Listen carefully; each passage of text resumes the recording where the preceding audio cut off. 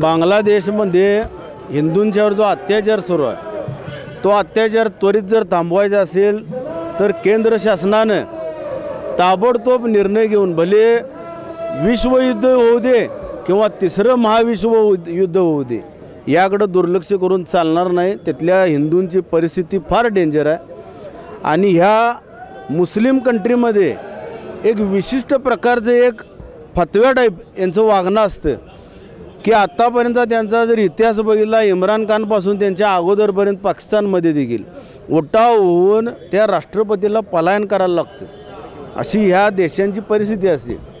सांगण्याचं तात्पर्य असं आहे की यांचा जर बिमोड करायचा असेल तर केंद्र शासनानं ताबडतोब ॲक्शनमध्ये येऊन त्यांना पत्रव्यवहार करा, त्यांचे परराष्ट्र मंत्री कोण आहेत त्यांना लिखाण करून त्वरित हिंदूंच्यावरचे हल्ले जर थांबवले नाही तर जशास तसे उत्तर आम्ही तुमच्या राष्ट्रात येऊन देऊ अशा पद्धतीनं बोलल्याशिवाय हे हल्ले थांबणार नाहीत। याची दखल स्वतःला हिंदुत्ववादी सरकार जर हे समजत असेल होय आम्ही हिंदुत्ववादी सरकार आहोत, जर त्यांनी हा निर्णय घेतला नाही तर इथले हिंदू भारत देशातील हिंदू सरकारचा देखील कायापलट करायला कमी पडणार आहेत। याकडे त्यांनी दुर्लक्षित करून चालणार नाही।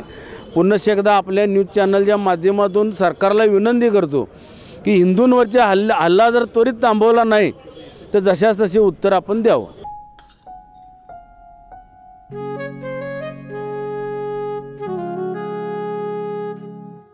बाबा आज येताना बासुंदी घेऊन या ना। अगं कालच आपण आईचा वाढदिवस होता म्हणून आणली होती ना। ऐकलं गोकुळची बासुंदी पुन्हा खावीशी वाटतेय। खरं सांगू मलाही खावीशी वाटतेय।